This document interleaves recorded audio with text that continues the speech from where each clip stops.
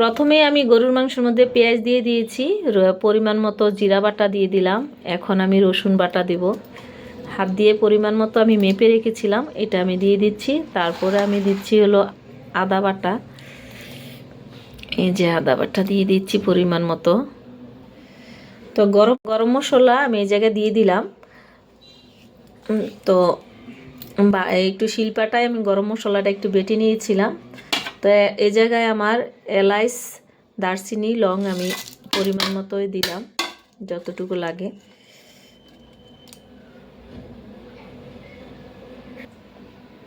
তো তেজপাতা আমি ছোট ছোট তেজপাতা টুকরো করে দিলাম।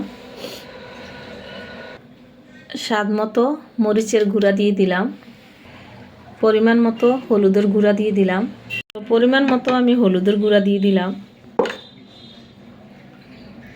স্বাদ মতো ধনিয়া গুঁড়া দিয়ে দিলাম। স্বাদ মতো লবণ দিয়ে দিলাম। পরিমাণ মতো সয়াবিন তেল দিয়ে দিলাম।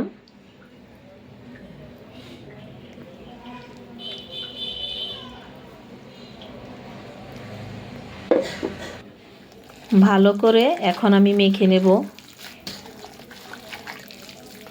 যেহেতু মেখে এই মাংসটা আমি 20 মিনিটের মতো রেখে দেব। 20 মিনিট পরে আমি চুলায় বসাবো।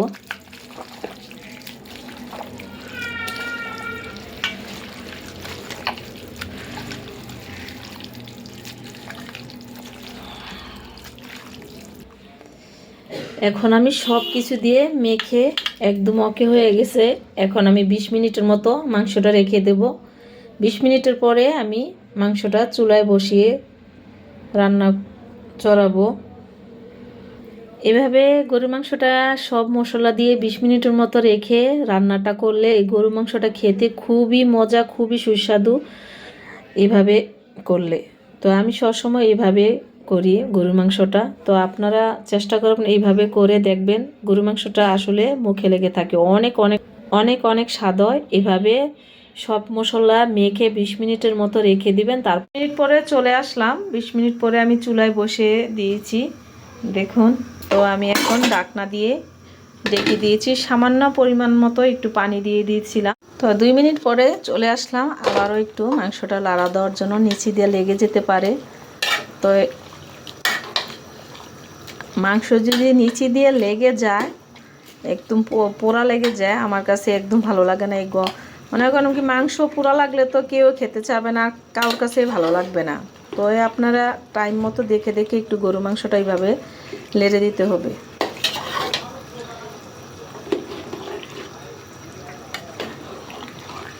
করব আমি চুলার মধ্যে রান্না করতে চাইছিলাম, কিন্তু বোতল গ্যাসে গিয়ে দেখি, চেক দিলাম বোতল গ্যাসে এতটা গ্যাস নেই। আসলে আমার বাসা আবার লাইনের গ্যাস নেই, বোতল গ্যাসে রান্না করতে হয়। তো রান্না করতে গেলে এখন আমার পুরা বোতল গ্যাস আমি এই সসপ্যানে ঢেলে নিয়েছি। রাইস কুকারে যে সসপ্যানগুলো আছে ঢেলে নিয়েছি। এখন রাইস কুকারে আমি বসাবো। এই যে রাইস কুকারে বসিয়ে দিলাম আমি। আসলে কি আমার বোতল গ্যাসে এতটা গ্যাস নাই দেখে, গরুর মাংস রান্না করতে তো আপনারা জানান প্রচুর গ্যাস লাগে বোতল গ্যাসে। লাইনের গ্যাস থাকলে কোনো সমস্যা ছিল না। তাই এখন আমি রাইস কুকারে এই যে সসপ্যানে বসিয়ে দিলাম। এখন আমি গরুর মাংসটা রাইস কুকারে রান্না করতে হবে, কিছু করার নাই। বাকি রান্নাটা এইভাবে আমার করা লাগতেছে। খাবো, এত বেশি ঝোল রাখবো না, বেশি ঝোল রাখলে আবার বেশি ভালো লাগবে না। তাই ঝোলটা পরিমাণ মতো আমি রাখবো।